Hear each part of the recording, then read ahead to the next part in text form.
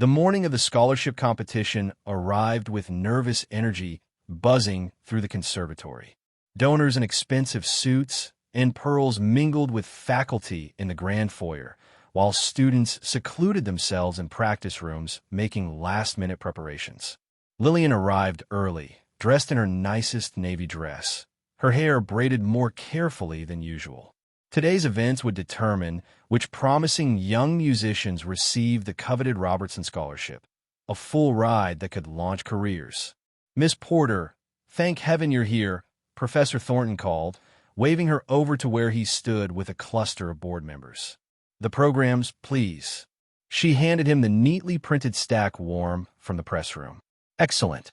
He barely glanced at them before distributing copies to the waiting donors. "Now, we need you to assist backstage." The students are in various states of panic, as usual. Backstage was indeed chaos. Young performers paced, practiced finger movements silently, or sat with eyes closed, visualizing their performances. Gregory Palmer, the conservatory's star pupil, stood apart from the others, his face pale, hands trembling slightly. "Mr. Palmer, are you all right?" Lillian approached him cautiously. The young man looked up, barely seeing her. "Fine," he mumbled unconvincingly. "You're playing the list, aren't you? I heard you practicing yesterday. It sounded beautiful." Gregory blinked, finally focusing on her. You were listening?" Lillian smiled gently. It's hard not to when something's played with such feeling. "But the technical passages," he started, then shook his head. "I don't know if I can do it. Not today. Not with them all watching." A familiar pang went through Lillian's chest, the memory of stage fright, of pressure so intense it felt physical. "May I?" she asked, gesturing to his score. He handed it over, looking confused. Most administrative staff couldn't read music beyond the basics. Lillian flipped to the passage she'd heard him struggling with. "You're approaching this sequence too aggressively," she said softly. "Liszt demands power, yes, but it's about control, not force. Try thinking of it as waves rather than lightning." Gregory stared at her. "How do you know that?" Lillian handed the score back quickly, realizing her mistake. "Just something I heard Madame Du Bois tell another student once." Before he could question her further, Dr. Whitmore swept backstage, clipboard in hand. "Places everyone. Mr. Palmer, you're opening the program." She turned to Lillian with a dismissive gesture. "Ms. Porter, please ensure the green room remains quiet." As Lillian retreated, she heard Gregory whisper to himself, "Waves, not lightning. Waves." From the green room, Lillian listened as the scholarship competition began. Dr. Whitmore's voice echoed through the speaker system, welcoming the distinguished guests. The perfect acoustics of the recital hall carried every note clearly to where Lillian sat. Gregory played first, his performance solid, if not inspired. He took Lillian's advice on the difficult passage, managing it more smoothly than in practice. When he finished, the applause was appreciative but not overwhelming. One by one, the other students performed, some brilliantly, others succumbing to nerves. Lillian listened carefully to each, her trained ear catching nuances most would miss. During intermission, Madame Du Bois entered the green room, looking harried. "Miss Porter, I need you to take these refreshments to the judges' table. And do be inconspicuous." As Lillian carefully approached the judges' table, she overheard Dr. Whitmore speaking in hushed tones to Professor Thornton. Palmer completely misinterpreted the list. Too controlled in the allegro, too tentative in the crescendos. "I've told Elizabeth her technique is becoming outdated," Thornton replied, sipping his coffee. "These modern students need firm direction, not French philosophizing about feeling the music." Lillian placed the water glasses down silently, but not before Professor Thornton noticed her presence. "Ah, our resident eavesdropper," he said loud enough for Dr. Whitmore to look up sharply. "Tell me, Miss Porter, what did you think of Mr. Palmer's performance?" It was clearly meant to embarrass her, but something in Lillian made her answer honestly. "I thought his technique was excellent, but he hasn't yet found the piece's heart." List transcriptions aren't just technical exercises.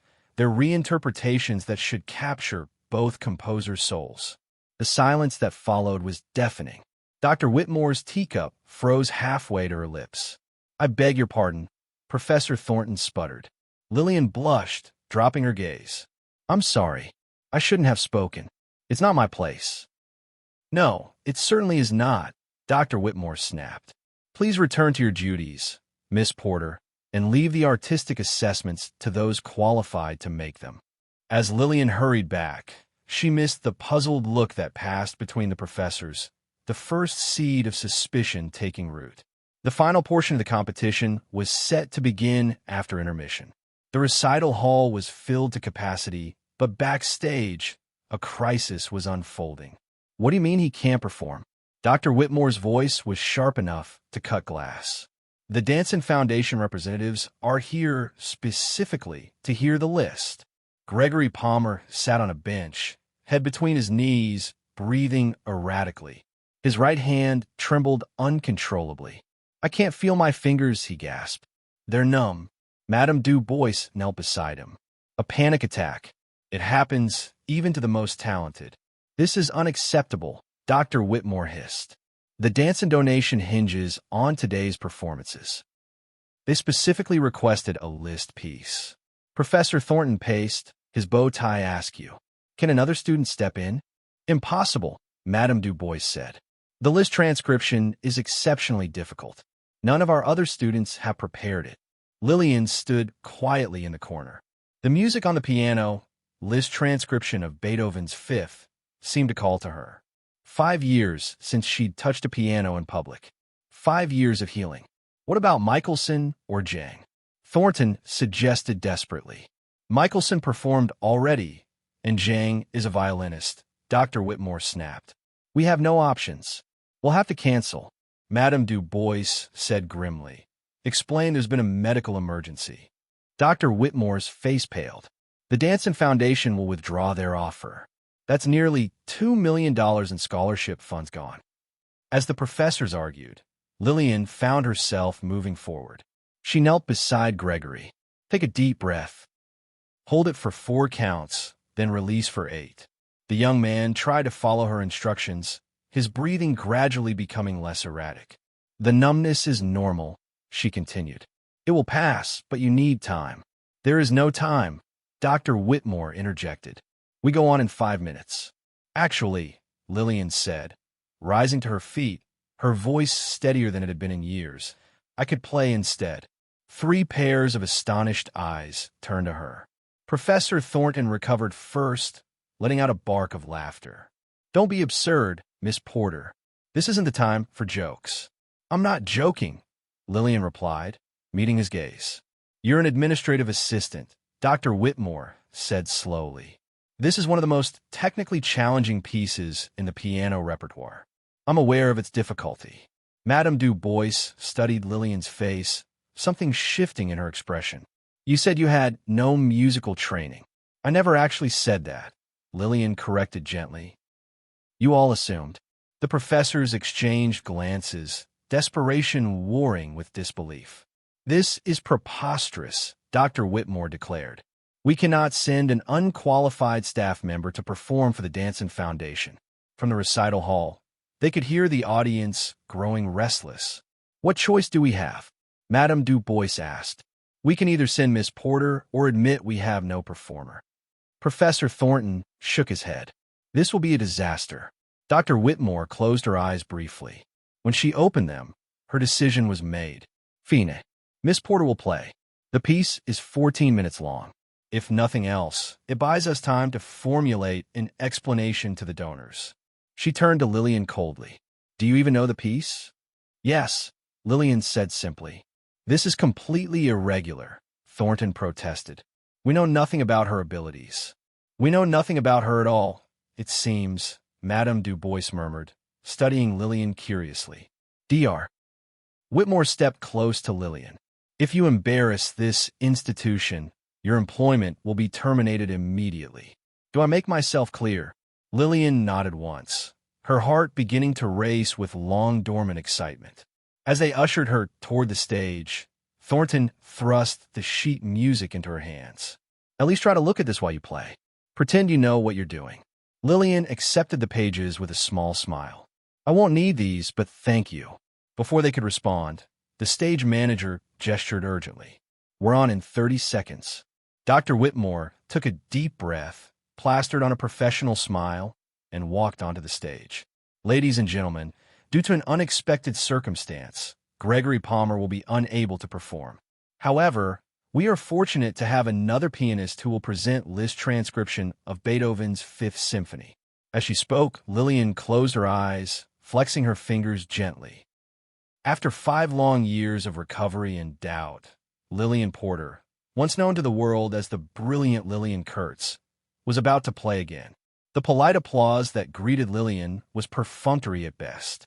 In the front row, Dr. Whitmore sat rigidly beside Professor Thornton, both wearing fixed smiles. Madame Du Bois, however, leaned forward slightly, her gaze intense.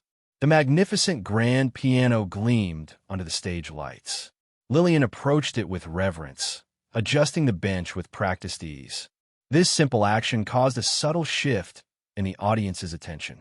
Seated at the instrument, Lillian took a moment to center herself. 5 years of physical therapy, of rebuilding strength in her damaged hands after the accident, had led to this moment. She placed her hands on the keys. From the first commanding chords of Beethoven's iconic symphony transformed through Liszt's revolutionary piano adaptation, it was clear something extraordinary was happening. Lillian's fingers moved with impossible precision, drawing sound from the instrument that seemed beyond human capability. The famous 4-note motif resonated through the hall with all the power of an orchestra, yet with an intimacy only a solo piano could provide. In the audience, polite attention became stunned disbelief, then rapt amazement. Dr. Whitmore's fixed smile slipped away, replaced by wide-eyed shock. Professor Thornton sat forward, glasses sliding down his nose unnoticed. As Lillian moved into the development section, her interpretation revealed not just technical mastery, but profound emotional understanding. This wasn't merely an accurate rendering of notes. This was music brought to vibrant life. Madame Du Bois was the first to visibly react. A soft "Mon Dieu" escaped her lips as recognition dawned. She clotte dans ses armes, whispering urgently, "C'est Lillian Kurt." The name rippled through the audience in hushed whispers. Lillian Kurtz, the prodigy who had taken Europe by storm 15 years ago. Lillian Kurtz, whose career had been cut short by a terrible accident. Lillian Kurtz, who had disappeared from the public eye 5 years ago after a disastrous comeback attempt in Vienna.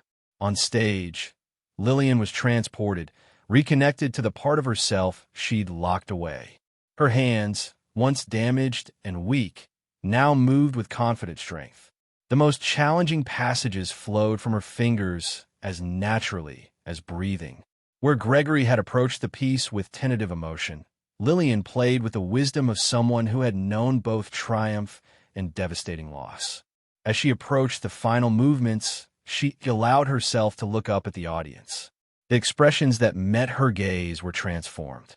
The wealthy donors, the critical faculty, the competitive students, all were united in witnessing true artistry. With power and delicacy in perfect balance, Lillian brought the piece to its conclusion, the final chords resonating through the hall with commanding presence. Then silence. For 3 heartbeats, the entire room remained frozen. Then the audience erupted. The standing ovation was immediate and thunderous. People who had been sitting politely moments before were now on their feet, applauding with unrestrained enthusiasm. A few wiped away tears, others called "Brava." In the back row, a distinguished elderly patron was openly weeping. Lillian remained seated at the piano for a moment, hands resting lightly on her lap, eyes closed as she absorbed the sound washing over her. When she finally stood and turned to acknowledge the audience with a modest bow, the applause only intensified. Dr. Whitmore sat frozen in her seat, color drained from her face. Beside her, Professor Thornton had given up trying to maintain composure, shaking his head in disbelief. Only Madame Du Bois had joined the standing ovation, her eyes bright with emotion. As Lillian took a second bow, She noticed Gregory Palmer standing in the wings, his panic attack forgotten in the wonder of what he'd just witnessed. She offered him a gentle smile before turning back to the audience. Dr. Whitmore finally found her ability to move and stood abruptly, making her way to the stage. Taking the microphone, she addressed the still applauding audience. "Ladies and gentlemen, please," she said, her voice betraying a slight tremor. "It appears we owe you an explanation." She turned to Lillian. "Would you care to introduce yourself properly, Miss Porter? Or should I say Miss Kurtz?" A hush fell over the crowd. Lillian stepped forward. For years, she had hidden her identity, buried her past. Now, standing in the warm stage lights, she felt a weight lifting. "Yes," she acknowledged simply. "I am Lillian Kurtz." The revelation sent another ripple of excitement through the audience. An older gentleman whispered loudly enough to be heard. "Kurtz, the greatest interpreter of Liszt of her generation." Dr. Whitmore's smile had turned brittle. "Perhaps you could explain why one of the world's most celebrated pianists has been working as an administrative assistant at our conservatory for the past 6 weeks." The question was meant to embarrass her, but Lillian faced it with newfound confidence. "5 years ago, I suffered an injury that doctors believed would end my career. After multiple surgeries and years of rehabilitation, I wasn't sure if I could or should return to performing. I needed to test myself, to rediscover my relationship with music away from the pressures of the concert stage." She glanced to the faculty members. "The Robertson Conservatory's reputation for excellence drew me here. I wanted to immerse myself in music again, to observe and learn before deciding my next steps." Madame Du Bois joined them on stage, her elegant composure restored. "Why didn't you tell us who you were?" she asked, though her tone suggested she already understood. "Would you have treated me the same if you had known?" Lillian responded gently. The question hung in the air, unanswerable but pointed. Dr. Whitmore had the grace to look uncomfortable, while Thornton suddenly became very interested in straightening his bow tie. From the audience, a distinguished silver-haired man stood up. "Miss Kurtz, I'm Robert Danson. My foundation came today hoping to fund promising new talent, but instead we've witnessed a triumphant return. Would you consider giving a master class to our scholarship recipients?" Before Lillian could respond, Dr. Whitmore stepped forward eagerly. "The Robertson Conservatory would be honored to host Ms. Kurtz for a series of master classes. In fact, we've been in discussions about a potential artist-in-residence position." Lillian raised an eyebrow, but said nothing about this blatant fabrication. Mr. Danson smiled. "Excellent. In that case, I believe we can increase our funding commitment. Talent deserves nurturing. Wouldn't you agree, Dr. Whitmore?" As they began discussing details, Professor Thornton approached Lillian nervously. "Miss Kurtz, I want to apologize for not recognizing your extraordinary talent." "You never looked for it, Professor," Lillian replied without rancor. "We often see only what we expect to see." He nodded uncomfortably, then added, "I hope you'll consider staying on in a more suitable position, of course." As the professors crowded around her, suddenly eager to claim association with the famous Lillian Kurtz, Gregory Palmer approached hesitantly from the wings. Lillian noticed him and excused herself. "I've never heard anything like it," the young pianist said, awe evident in his voice. "You will," Lillian assured him. "With time and the right guidance." "Will you teach me?" he asked hopefully. "I'd be honored," she replied sincerely, "but only if you promise to play for yourself, not for them." She gestured toward the faculty and donors. In that moment, looking at the young musician's earnest face, Lillian realized what her next chapter would be. Not a return to the isolating life of a touring virtuoso, but here, teaching, mentoring, sharing the wisdom her journey had given her. 1 month later, Lillian Kurtz sat in her new office at the Robertson Conservatory.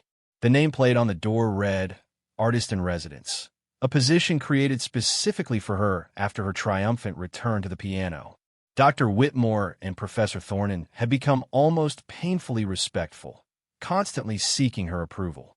Only Madame Du Bois treated her with natural warmth. As Lillian reviewed applications for her master class, a knock came at her door.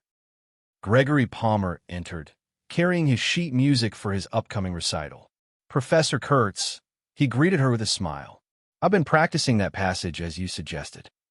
Let's hear it, she said, gesturing to the piano in the corner. As Gregory began to play, Lillian reflected on how quickly everything had changed. Sometimes the greatest revelations come not from hiding who we are, but from finally having the courage to reveal it. If this story touched your heart, remember that appearances can be deceiving, and true talent often hides in plain sight. Have you ever been underestimated or discovered someone had hidden depths you never imagined? Share your experiences in the comments below. Did you enjoy this tale of hidden talent and recognition? Don't forget to subscribe to our channel for more inspiring stories that remind us to look beyond the surface and treat everyone with dignity and respect.